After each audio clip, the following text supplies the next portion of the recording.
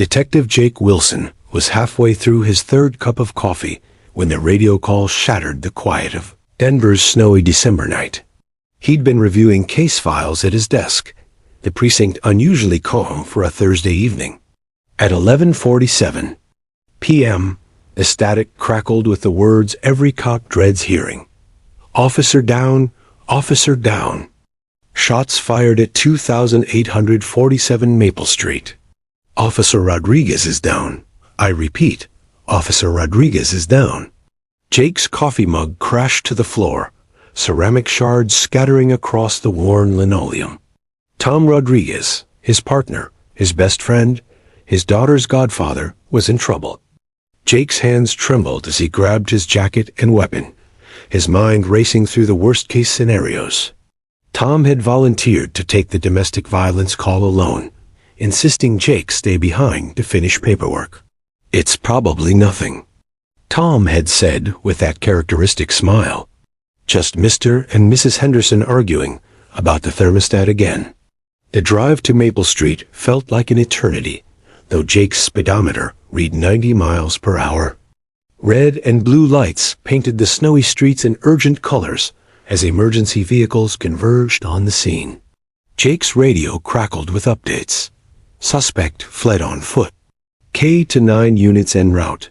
Paramedics requesting immediate backup. Each transmission made his heart pound harder against his ribs. When Jake screeched to a halt at 2847 Maple Street, the scene was chaos. Police cars lined the block, their headlights creating a harsh spotlight on the modest two-story house. Neighbors huddled on porches despite the freezing temperature. There, faces etched with concern and fear. Yellow tape fluttered in the winter wind like grim party streamers. But it was the sight of Tom's patrol car that made Jake's knees buckle. The driver's door hung open, dome light casting an eerie glow over the blood-stained snow. Tom lay motionless beside the vehicle, his uniform dark with blood, his service weapon still holstered. Paramedic Jennifer Walsh was already working on him, her gloved hands moving with practiced urgency. "Jake," she called out, not looking up from her patient. "Thank God you're here. He's lost a lot of blood, but he's still fighting." Jake dropped to his knees beside his partner, ignoring the icy slush soaking through his pants. Tom's face was pale, his breathing shallow but determined. Blood seeped from wounds in his chest and shoulder, painting the pristine snow in terrible patterns.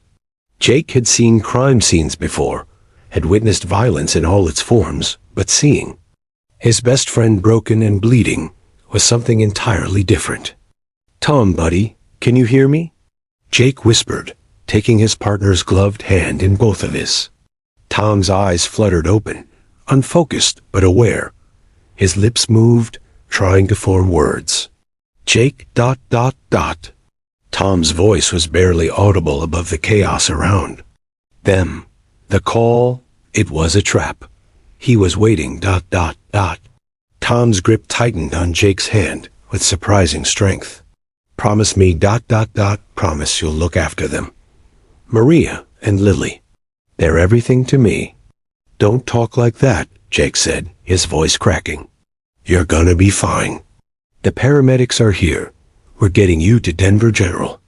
You'll be home for Christmas, telling Lily stories about her brave daddy." Tom's eyes found Jake's with laser focus, the kind of intensity Jake had seen when his partner was determined to solve a difficult case. "Jake, listen to me. Marcus Webb ... That's his name. He set this up. Called in a fake domestic to lure a cop here." Tom coughed, blood speckling his lips. "He's done this before. In Phoenix ... Killed a rookie there last year." Sergeant Patricia Mills approached, her face grim. "Jake, we need you to step back so the paramedics can work." She knelt beside him, lowering her voice. The call came in at 11:15. Anonymous tip about a domestic violence situation getting out of hand. When Tom arrived, the front door was open. He followed protocol, announced himself, went inside. That's when Webb ambushed him from the stairs. The paramedics were preparing to move Tom to the ambulance. Advanced life support equipment surrounded his still form. 4 bags, monitors, and machines Jake couldn't identify. Jennifer Walsh's face was professional but concerned. "We need to get him to surgery immediately. The next few hours are critical." As they loaded Tom onto the stretcher, he grabbed Jake's sleeve with his remaining strength. "Tell Lily her daddy loves her more than all the stars in the sky. That's what I always tell her before bed." His voice was fading, each word an effort. "And Jake, make sure she knows her daddy was one of the good guys. That matters." The ambulance doors slammed shut, sirens wailing as it disappeared into the night. Jake stood alone in the bloody snow, the weight of Tom's last coherent words settling on his shoulders like lead. Around him, crime scene techs began their methodical work, photographing evidence and measuring distances. Detective Sarah Winters approached with preliminary findings. "Webb disabled the exterior security camera before Tom arrived," she reported. "Professional job. He knew exactly what he was doing. Used a .38 caliber weapon, probably a revolver based on the shell casings we found inside.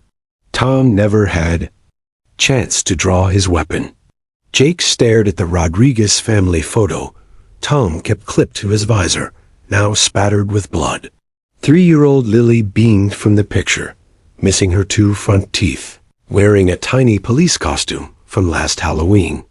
Maria stood behind her, radiant with love and pride for her police officer husband. In just one night, Marcus Webb had destroyed everything beautiful in that photograph. The emergency room at Denver General was a blur of surgical scrubs and hushed conversations. Jake paced the waiting room for 6 hours, drinking machine coffee and making impossible bargains with whatever deity might be listening. At 6:23 a.m., Dr. Richard Martinez emerged from surgery, his face telling the story before his words could. "I'm sorry," he said simply. "We did everything we could." Officer Tom Rodriguez, badge number 2847, died as the sun rose on December 13th, leaving behind a 3-year-old daughter who would never understand why Daddy didn't come home, and a wife who would never again hear his key in the lock at the end of his shift. Jake Wilson sat in his unmarked police car outside the Rodriguez home at 6:47 a.m., watching the morning sun cast long shadows across the frost-covered lawn. His hands gripped the steering wheel so tightly his knuckles had turned white. Beside him, Police Chaplain Father Michael O'Brien adjusted his collar nervously, having made this terrible journey too many times before. Through the living room window, Jake could see the warm glow of Christmas lights twinkling on a tree that Tom had put up just 3 days earlier. "I've been doing death notifications for 12 years, Father O'Brien said quietly, "and it never gets easier, especially when there's a child involved." Jake's throat felt raw from the tears he'd shed in the hospital parking lot. "Tom made me promise to take care of them." How do you take care of a family when you're about to destroy their world? The front door of the modest ranch house bore a cheerful wreath Maria had made with Lily the previous weekend.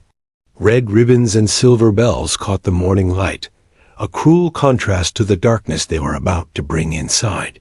Jake remembered helping Tom hang outdoor lights on this same house last month, Lily supervising from her kiddie chair while sipping hot chocolate with extra marshmallows. Taking a deep breath that felt like swallowing glass, Jake walked up the familiar pathway. His finger hesitated over the doorbell. Once he pressed it, there would be no going back. Maria Rodriguez answered on the second ring, her face bright with morning energy. She wore Tom's old Police Academy t-shirt over pajama pants, her dark hair pulled back in a messy bun. "Jake, what a nice surprise," Maria beamed. Then her expression shifted as she noticed the chaplain and Jake's red-rimmed eyes. "Wait, where's Tom? He was supposed to be home by now.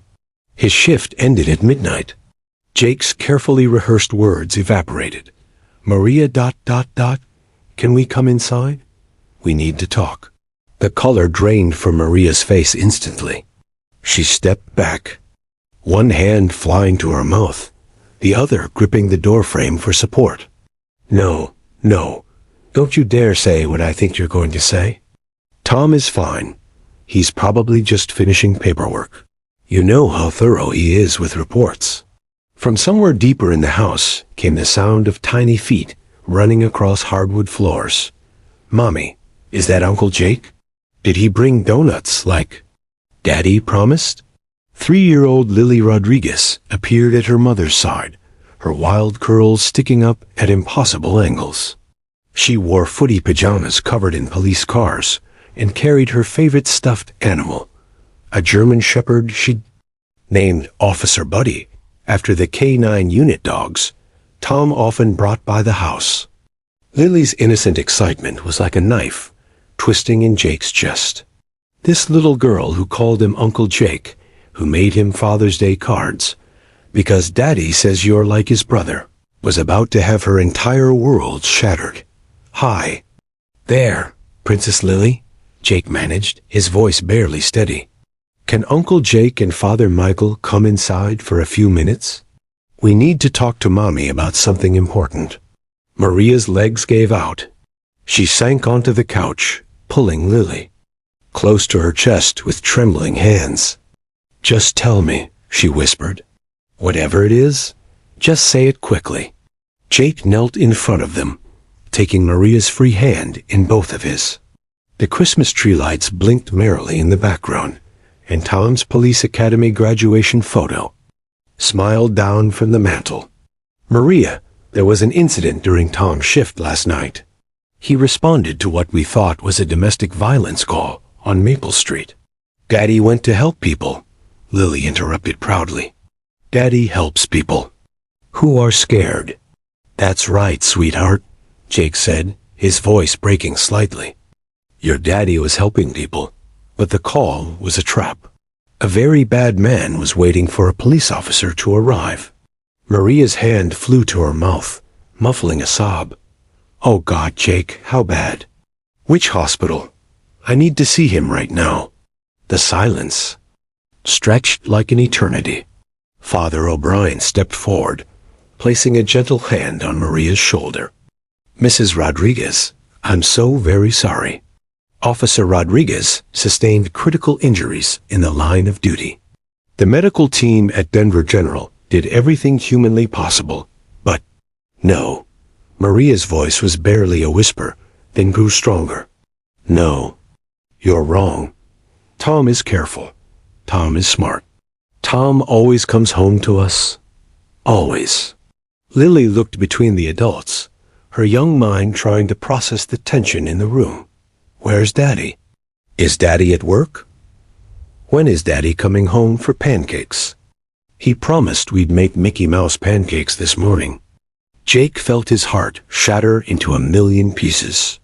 How do you explain death to a 3-year-old? How do you tell a child that her hero, her protector, her bedtime story reader will never walk through that door again? Lily, baby, Maria pulled her daughter even closer, tears streaming down her face. Daddy got hurt very badly while he was helping people. The doctors tried to fix him, but sometimes when people get hurt really, really badly, they can't get better. But Daddy is strong, Lily said with absolute certainty. Daddy catches bad guys and keeps us safe. Bad guys can't hurt Daddy. The innocence in her voice was devastating. Jake watched as Maria struggled to find words that would make sense to a toddler while her own world collapsed around her. The house still smelled like the cinnamon rolls Tom had made yesterday morning. His coffee mug sat in the sink, waiting to be washed. His duty belt hung by the back door, badge gleaming in the morning light. Sometimes, Father O'Brien said gently, kneeling beside Lily, even the strongest, bravest people get hurt in ways that can't be fixed. But your daddy's love for you and Mommy, that can never be hurt. That lives in here forever. He placed his hand over Lily's small chest. "Is Daddy sleeping?" Lily asked, her lower lip starting to tremble. "Can we go wake him up?" Maria broke down completely then, her sobs echoing through the house that would never be the same. Jake gathered both of them in his arms, this broken family that Tom had entrusted to his care. Outside, neighbors were beginning to stir, unaware that the Rodriguez family's perfect world had just ended. Lily patted her mother's tear-stained cheek with tiny hands. "Don't cry, Mommy. When Daddy wakes up, he'll make it all better. Daddy always makes everything better." In that moment, Jake understood the true cruelty of loss. It wasn't just about the person who was gone. It was about all the promises that would never be kept, all the pancakes that would never be made, all the bedtime stories that would end with someone else's voice saying, "I love you more than all the stars in the sky." 6 months had crawled by since Tom Rodriguez's funeral, and Detective Jake Wilson had become a man possessed. His desk at the Denver Police Department resembled a war room, covered with crime scene photos, witness statements, and a growing map dotted with red pins marking Marcus Webb's suspected locations across 3 states. Empty coffee cups formed a fortress around his workspace, and his colleagues had learned to give him wide berth when his jaw clenched and his eyes took on that dangerous gleam. The task force hunting Webb had expanded beyond Denver PD to include FBI agents, U.S. Marshals, and detectives from Phoenix, where Webb had claimed his first victim. Special Agent Rebecca Martinez, no relation to the Denver Rodriguez family, had become Jake's unofficial partner in this obsession.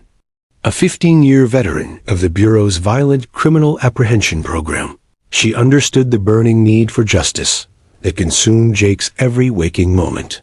"He's not just a cop killer," Agent Martinez explained during their morning briefing in Conference Room B.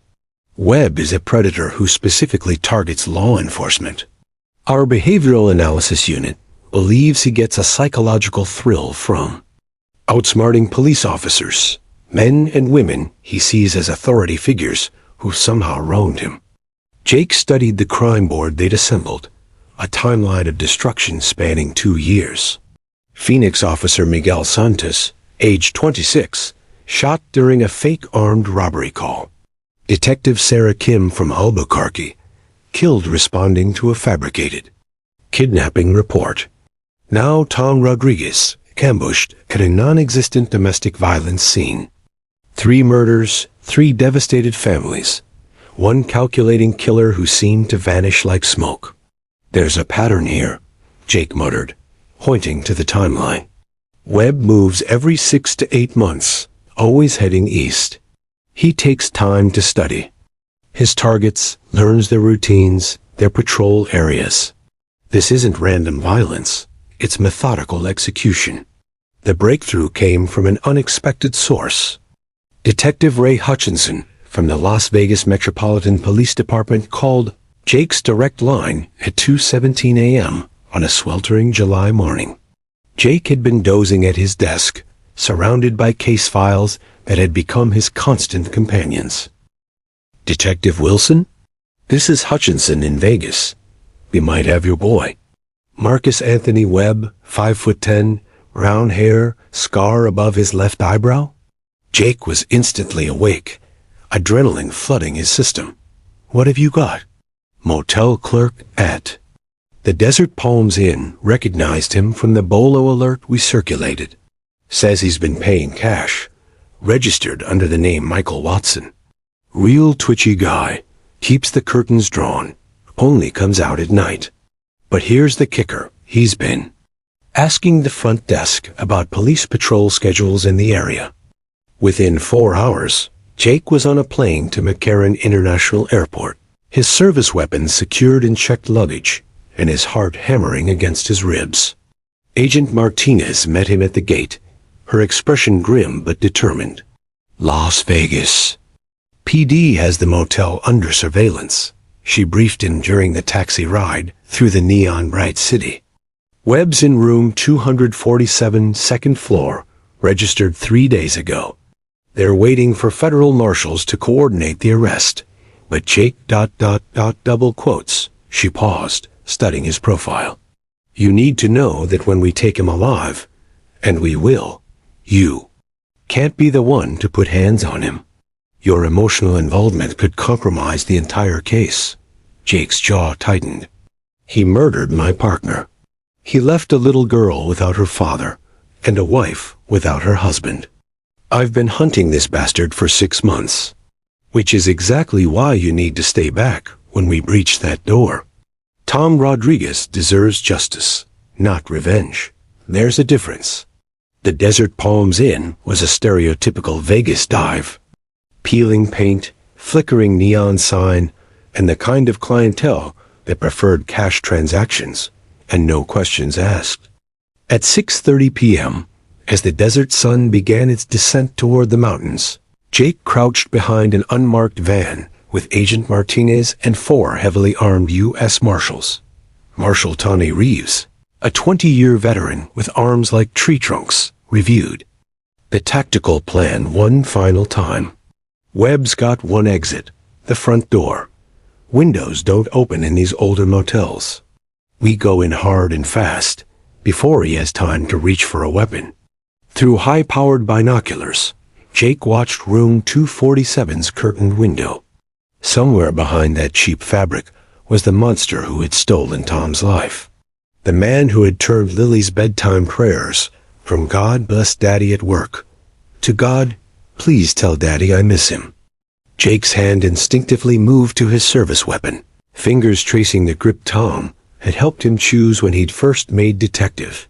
"Movement," whispered Marshal Sarah Chun, monitoring thermal imaging equipment. "Single heat signature." Pacing back and forth. He's agitated about something. At exactly 6:45 p.m., the team moved with military precision. Marshal Reeves kicked in the flimsy door as his colleagues flooded the room. Assault rifles trained on a figure hunched over a small table. U.S. Marshals. Marcus Webb, get on the ground now. The man Jake had been hunting for 6 months looked nothing like the monster he'd imagined.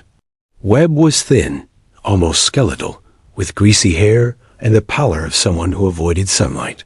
He wore a stained t-shirt and jeans, and his hands shook as he slowly raised them above his head. "Don't shoot," Webb whimpered, his voice high and reedy. "I wasn't doing nothing wrong." Jake stepped into the room, his heart pounding with 6 months of built-up rage. This pathetic creature had destroyed the Rodriguez family? This coward had ambushed a good man who'd never had a chance to defend himself. On Webb's table lay newspaper. Clippings about Tom's murder, photos of Denver police stations, and what appeared to be surveillance notes about patrol schedules. Most chilling of all was a handwritten list of police officers' names, potential targets, Jake realized with horror.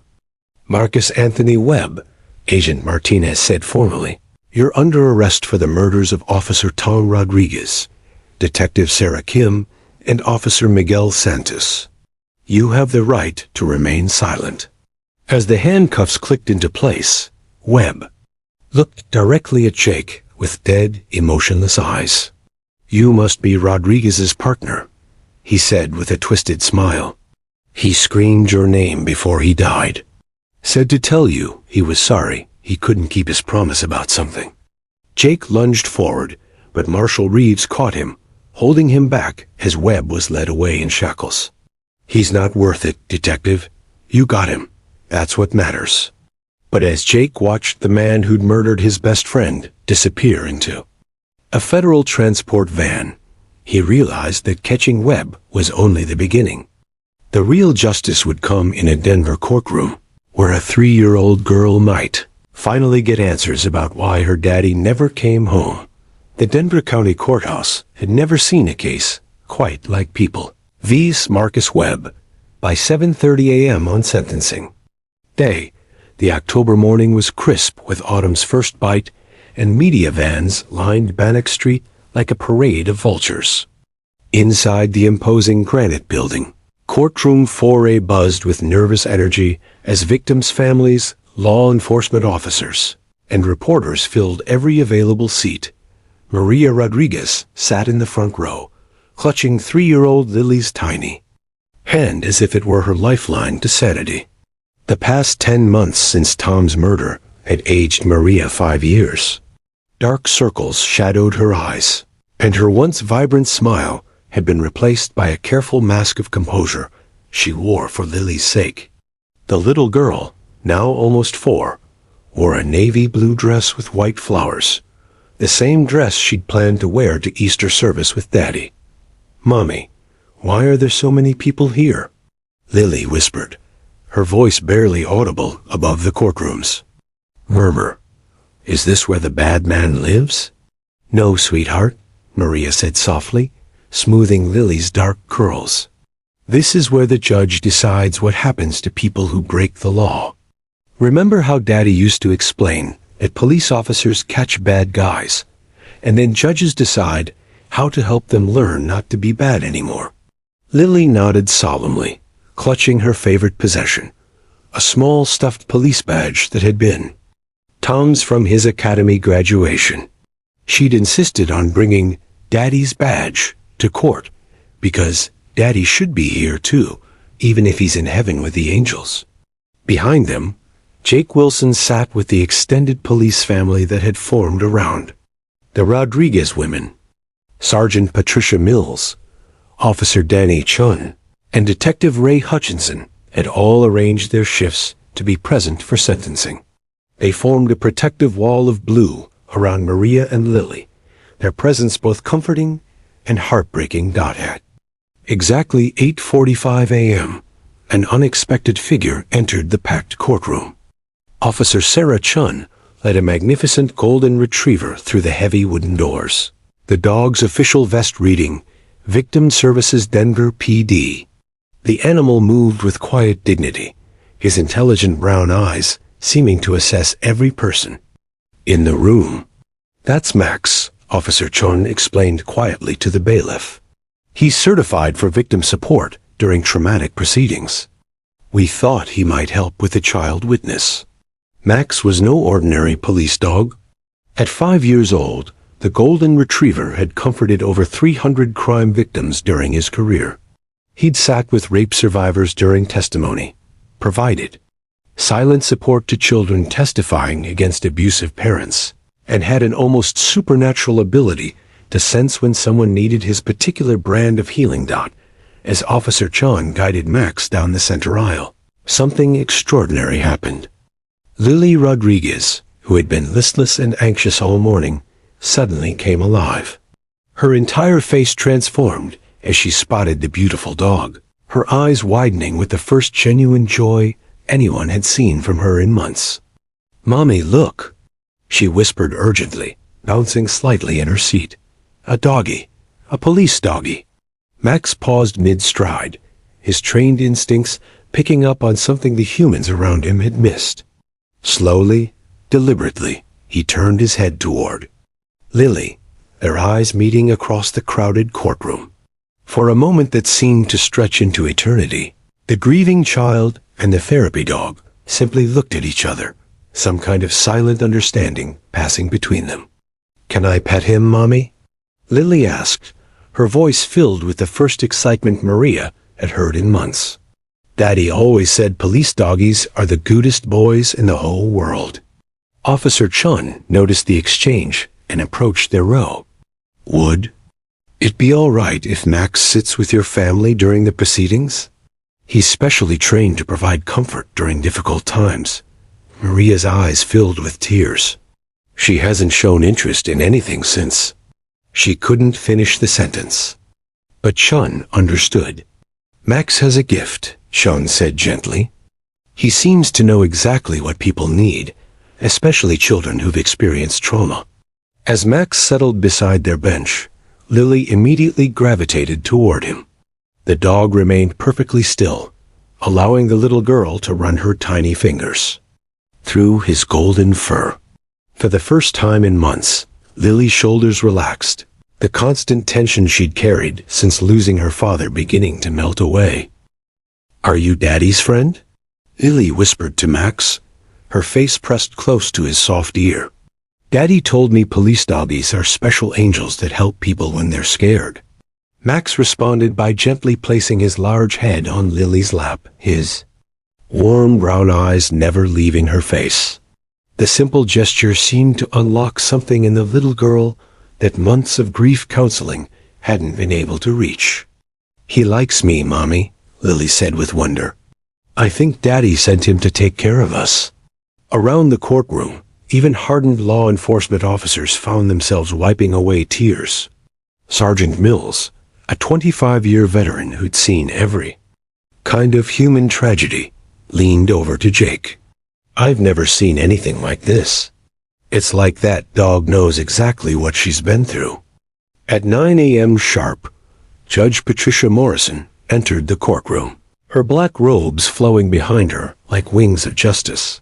The honorable judge had presided over hundreds of criminal cases, but the sight of the small girl cuddling with the therapy dog while surrounded by officers in dress blues struck her as particularly poignant. "Before we begin today's proceedings," Judge Morrison announced, "I want to acknowledge the presence of Officer Max, our courthouse therapy dog, who is here to provide support to victims and their families.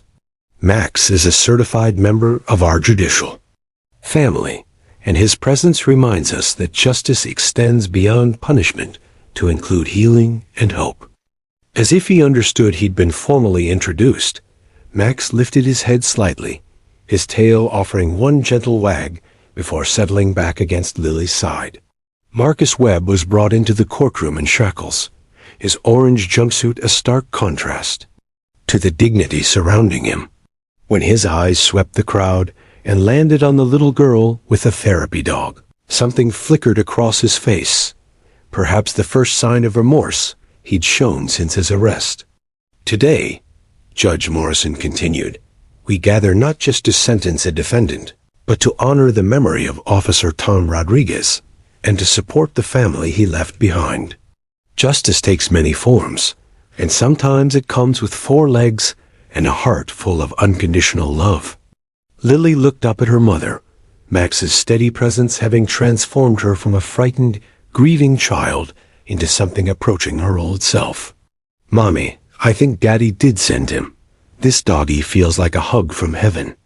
The prosecution had just finished reading the final charges against Marcus Webb when Judge Patricia Morrison began the sentencing phase that would determine his fate. The courtroom held its collective breath as she reviewed the extensive evidence. 3 premeditated murders of police officers, interstate flight to avoid prosecution, and a pattern of violence that demonstrated complete disregard for human life. "Mr. Webb," Judge Morrison's voice cut through the silence like a blade, "you have been found guilty on all counts of first-degree murder in the deaths of Officer Tom Rodriguez, Detective Sarah Kim, and Officer Miguel Santos. The jury has recommended life imprisonment without possibility of parole." Marcus Webb sat slumped in his orange jumpsuit, his court-appointed attorney whispering urgently in his ear. For 10 months, he had shown no remorse, no acknowledgement of the devastation he'd caused. His pale, hollow face remained expressionless as the judge continued outlining his crimes. 3-year-old Lily Rodriguez sat beside her mother in the front row, her small hand buried in Max's golden fur. The therapy dog had remained perfectly still throughout the proceedings, serving as her anchor in a world that had become too frightening and confusing for such a young mind to process. Maria held Lily's other hand, her own trembling with the weight of finally hearing official justice pronounced on the man who had destroyed their family. "Before I impose sentence," Judge Morrison announced, "I will hear victim impact statements from the families of the deceased officers." Detective Sarah Kim's widow spoke first, her voice breaking as she described her husband's dedication to protecting domestic violence victims. Officer Miguel Santos's parents followed, their elderly voices shaking with grief as they explained, how their son had always dreamed of being a police officer since he was 5 years old. Then it was Maria Rodriguez's turn. Maria approached the podium on unsteady legs, having spent weeks preparing remarks that could somehow capture the magnitude of what Webb had stolen from them. But as she looked out at the packed courtroom, then back at Lily sitting with Max, her carefully prepared words seemed inadequate.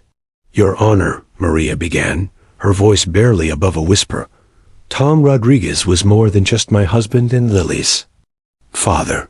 He was—" She paused, struggling with emotions that threatened to overwhelm her. "He was the kind of man who made pancakes shaped like Mickey Mouse every Saturday morning, who read bedtime stories with different voices for every character, who taught our daughter that police officers were real-life superheroes whose job was to keep families safe." The courtroom listened in respectful silence, but all eyes gradually shifted to little Lily, who had begun to fidget in her seat.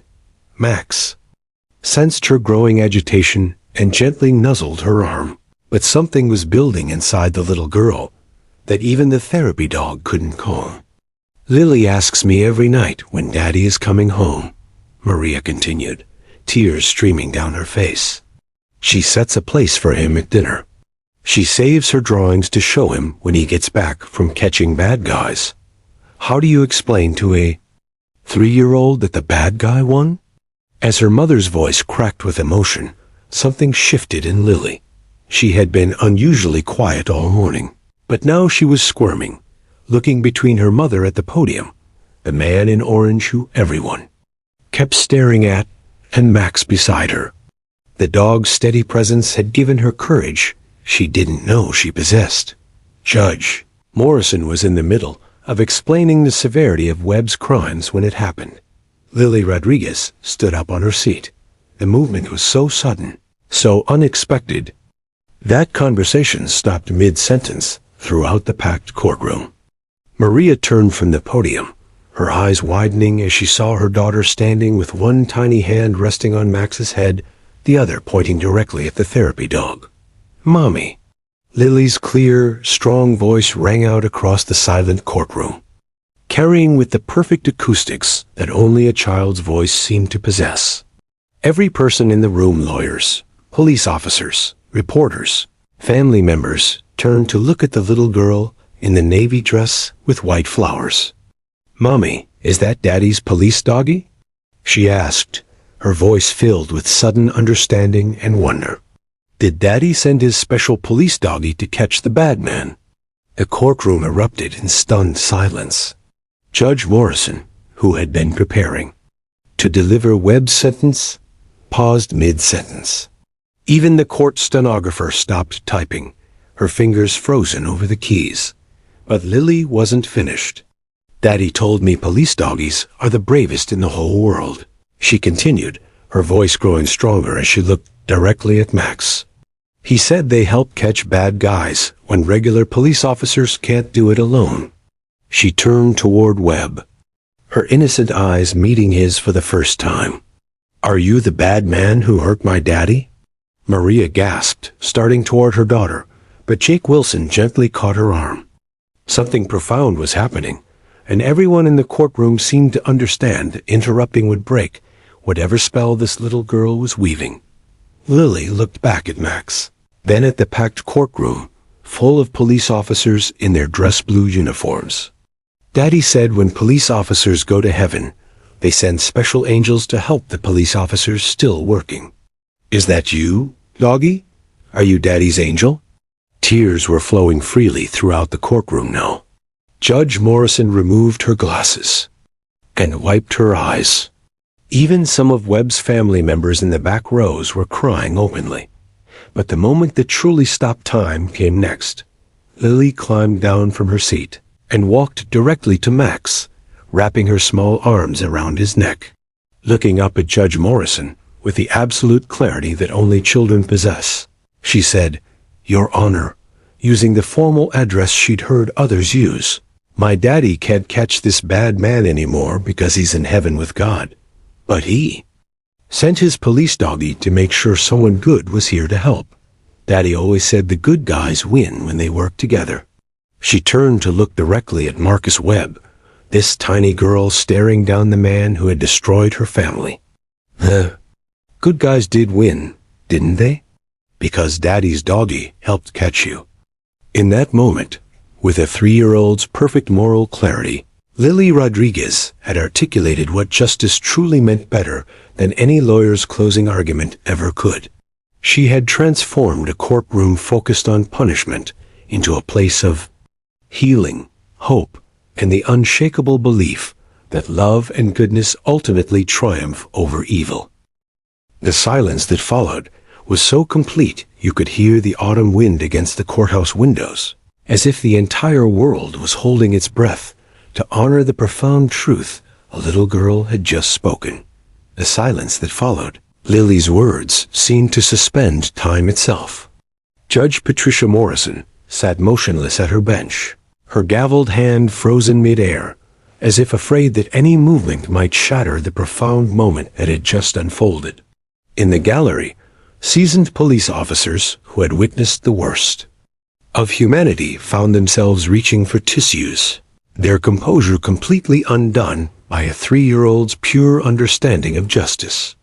Marcus Webb, for the first time since his arrest, lifted his head to look directly at the little girl who had just spoken with such devastating clarity.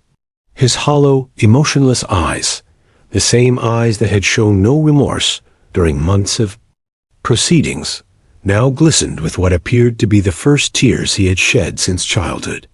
The weight of Lily's innocent truth had accomplished what prosecutors, judges, and grieving families could not. It had cracked the stone wall around his heart. Max, as if sensing that his moment had arrived, stood slowly and walked directly to Lily, the golden retriever, trained to provide comfort in the most traumatic circumstances. Seemed to understand that this little girl needed more than just his presence. She needed validation that her father's spirit lived on through those who continued his mission. Officer Sarah Chun, Max's handler, watched in amazement as her partner did something unprecedented in his 5 years of victim services. Max sat directly in front of Lily, raised his right paw, and gently placed it on her small chest, right over her heart. It was a gesture he had never been taught, never practiced, yet it was exactly what this moment demanded. "He feels Daddy, doesn't he?" Lily whispered, her voice filled with wonder as she placed her tiny hand over Max's large paw. "Daddy's right here in my heart, and the doggy can feel him too." Maria Rodriguez, who had been frozen at the podium during her daughter's spontaneous declaration, now rushed to Lily's side. But instead of scooping up her daughter and returning to their seat, she knelt beside them both, her hand joining theirs over Lily's heart. "Yes, sweetheart," Maria said through tears that now flowed not from grief, but from something approaching. "Peace. Daddy is right there, and he sent Max to remind us that love never really goes away. It just finds new ways to protect us." Judge Morrison finally found her voice, though it trembled with emotion she had spent 30 years learning to control. "Ladies and gentlemen, in my 3 decades on the bench, I have never witnessed anything quite like what just occurred in this courtroom. From the mouth of a child comes wisdom that surpasses all our legal training and precedent." She looked directly at Lily, who was now sitting cross-legged on the floor, with Max's head in her lap, completely at peace despite being the center of attention in a packed courtroom. "Miss Rodriguez, would you like to tell us more about your Daddy, and what you think he would want us to know?" Lily looked up with the serious expression she wore when discussing important matters. "Daddy always said that being a police officer isn't about catching bad people. It's about protecting good people so they can be safe and happy." She stroked Max's fur thoughtfully. "He said some people do bad things because they forgot how to be good, and police officers help remind them." She turned to look at Marcus Webb. Again, her gaze holding no fear, only the profound sadness of someone who understood loss far too young. "I think you forgot how to be good," she said to him directly. But Daddy would still want someone to help you remember, because that's what good people do. Webb's composure finally crumbled completely. For the first time since his arrest, he spoke without being prompted by his attorney. "I'm sorry," he whispered, his voice barely audible. "I'm so sorry. You deserve to have your daddy come home." The apology, inadequate as it was, rippled through the courtroom like a stone dropped in still water. It couldn't bring Tom back or erase the pain he had caused, but it was acknowledgement of the humanity he had tried so hard to destroy. Detective Jake Wilson, who had spent 10 months consumed by rage and the need for vengeance, felt something shift inside his chest. Watching Lily's gentle wisdom transform even her father's killer, he began to understand what Tom had always tried to teach him about the difference between justice and revenge. "Officer Chun," Judge Morrison called out, "would you and Max please approach the bench?" Sarah Chun and Max walked forward, the therapy dog maintaining his professional demeanor, even as every person in the room watched his every move. "Your Honor, in all my years presiding over criminal cases, I have never seen such a perfect example of healing in action. Max isn't just providing comfort to victims. He's facilitating a kind of justice that our legal system rarely achieves." She looked down at Lily, who was now standing beside Max, with one hand resting on his back.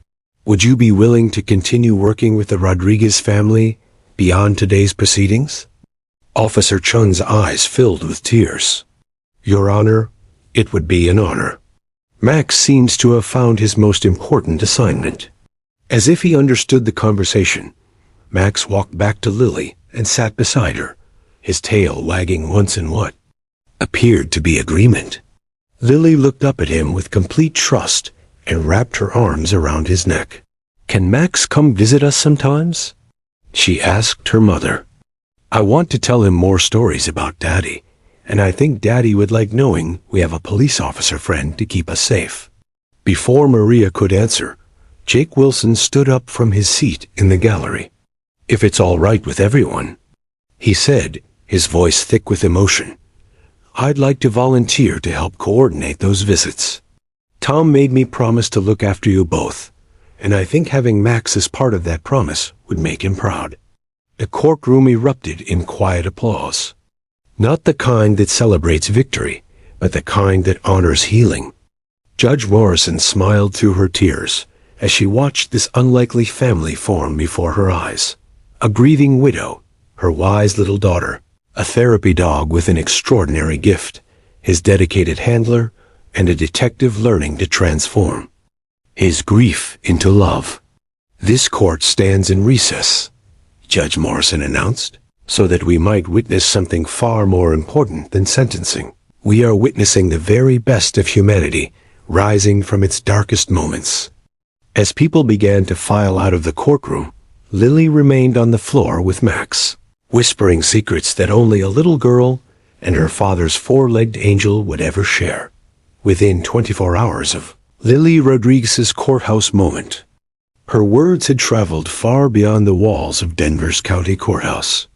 Court reporter Jessica Martinez had been so moved by the 3-year-old's testimony that she broke protocol and shared the transcript with her sister, a producer at Denver's Channel 7 News. By evening, the story was the lead on every local newscast, and by midnight, it had been picked up by CNN, Fox News, and every major network. The hashtag HELLILYS words began trending on Twitter at 3:47 a.m., started by police officer Marcus Thompson in Detroit, who had watched the news coverage while on his night shift.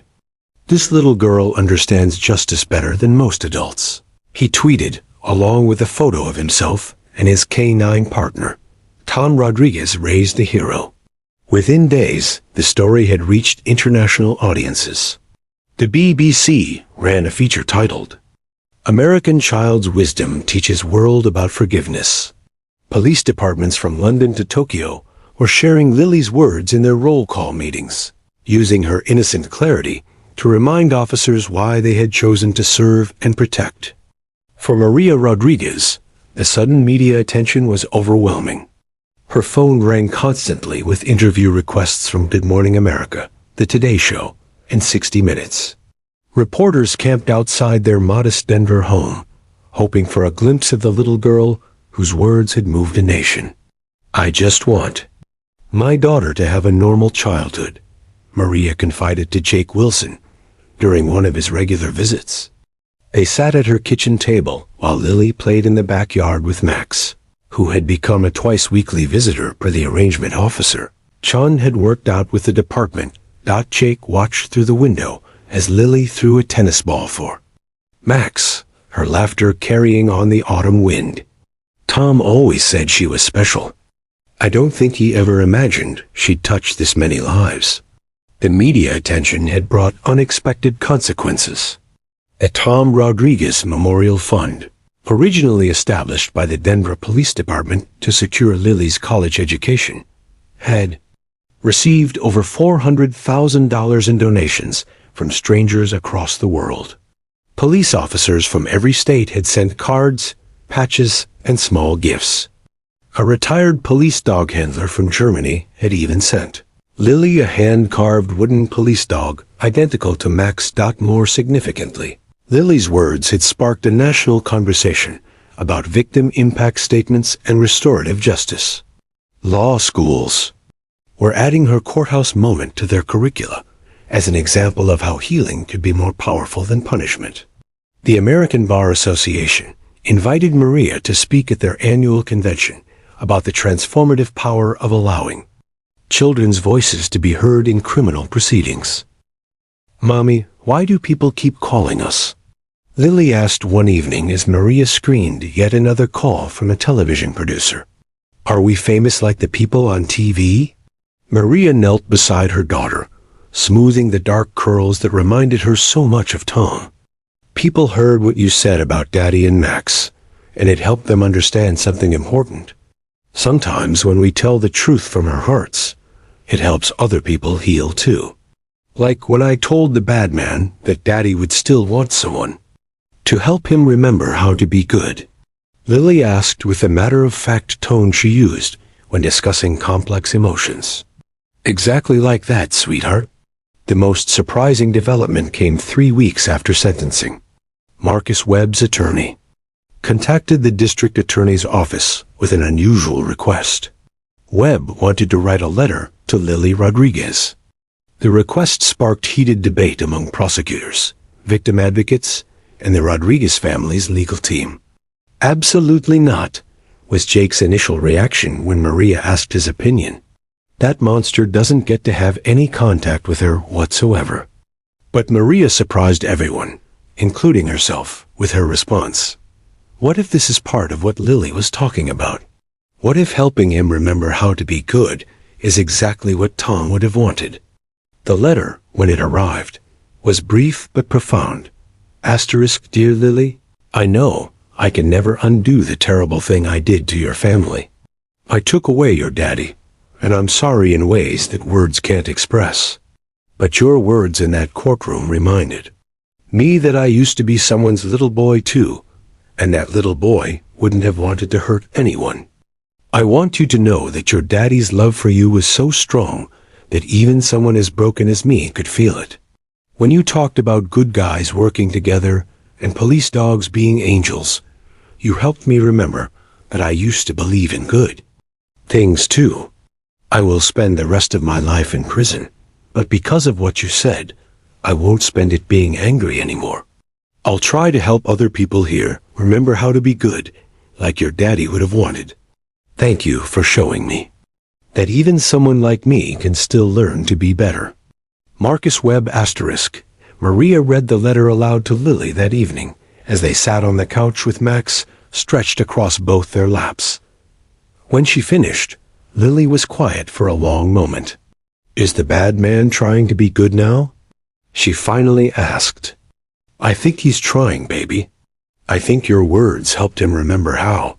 Daddy would be proud," Lily said simply. "Daddy always said the best police officers are the ones who help people change their hearts, not just catch them when they're bad." The letter's contents eventually became public when Maria decided to share it during her speaking engagement at the American Bar Association convention. Her speech, titled "Through the Eyes of a Child: How My Daughter Taught a Courtroom About Justice," received a standing ovation and was later published in the Harvard Law Review. But perhaps the most meaningful response came from an unexpected source. Police departments across the country began establishing Lily Rodriguez programs, initiatives that brought therapy dogs into courtrooms, specifically to support child witnesses and victims' families. The programs were funded by donations that continued to pour in from people touched by her story. Officer Sarah Chun found herself fielding calls from police departments in 43 states, all wanting guidance on establishing their own victim services therapy dog programs. Lily didn't just help her own healing, Chun told a reporter from Police magazine. She helped create a national movement toward more compassionate justice. As autumn turned to winter, life began to settle into a new kind of normal for the Rodriguez family. The media attention gradually faded, but the healing that Lily's words had started continued to ripple outward, touching lives in ways they would never fully know. Every Tuesday and Friday, Max would arrive for his visits, and every time, Lily would whisper the same secret in his ear. "Tell Daddy I'm being brave like he taught me, and I'm helping people remember how to be good." And somehow, in the way that only children and therapy dogs understand, Max would always seem to nod his head in acknowledgement, as if he were indeed delivering messages to a hero watching from heaven. 2 years after that transformative moment, in Courtroom 4A, the plaza outside Denver Police Headquarters buzzed with anticipation on a crisp October morning. Hundreds of people had gathered for the dedication of the Officer Thomas Rodriguez Memorial Garden, a living tribute that had grown from a simple bronze statue into something far more meaningful, a place where healing and hope would flourish. For generations to come, 5-year-old Lily Rodriguez stood beside the covered memorial, her small hand clasped in her mother's, while her other hand rested on the head of Max, now officially her certified therapy dog.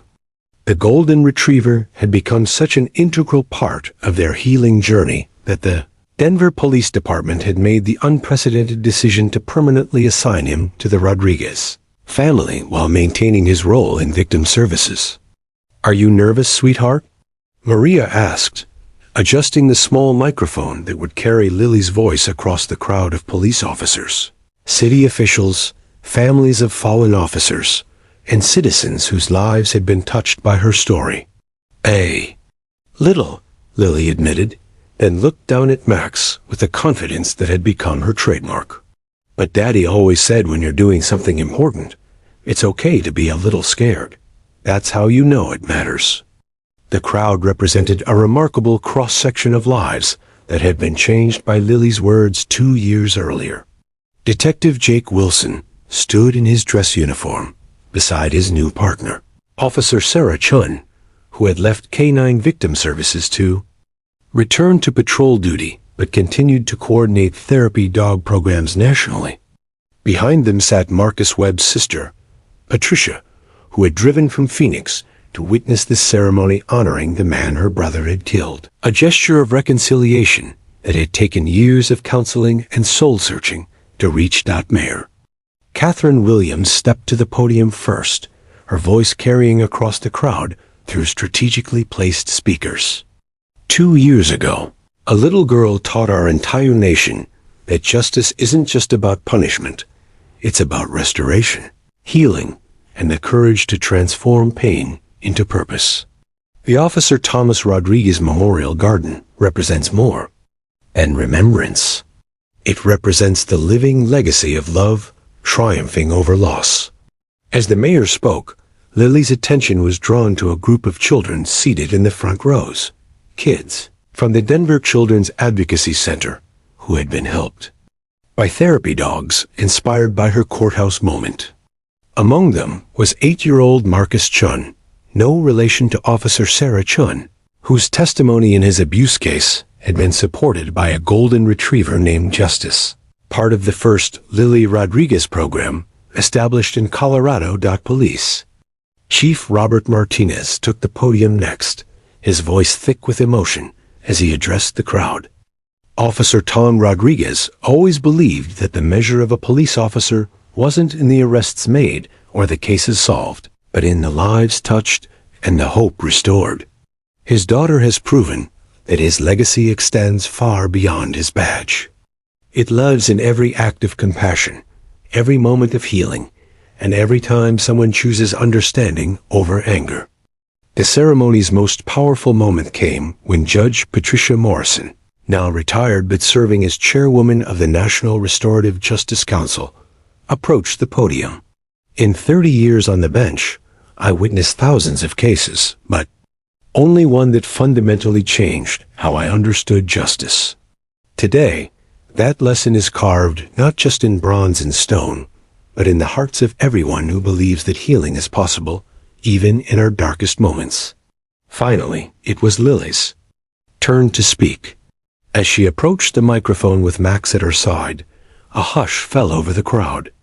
The little girl who had once stood on a courtroom chair to point at a therapy dog now stood tall with the poise of someone twice her age, though her words retained the pure honesty that had moved a nation. "Hi, everyone," Lily began, her voice clear and strong. "My name is Lily Rodriguez, and this is my friend Max. We're here to tell you about my daddy, Officer Tom Rodriguez, and why he would want everyone to remember something really important." She paused, looking out at the sea of faces, police officers with tears in their eyes, families clutching photos of their own fallen heroes, children whose lives had been changed by therapy dogs, and strangers who had traveled hundreds of miles just to witness this moment. "My daddy used to tell me that being a police officer meant protecting people so they could be safe and happy. But when the bad man hurt Daddy, I was really, really sad and scared. I thought all the good things were gone forever." Lily's voice wavered slightly, but she steadied herself by looking down at Max, who gazed back with unwavering support.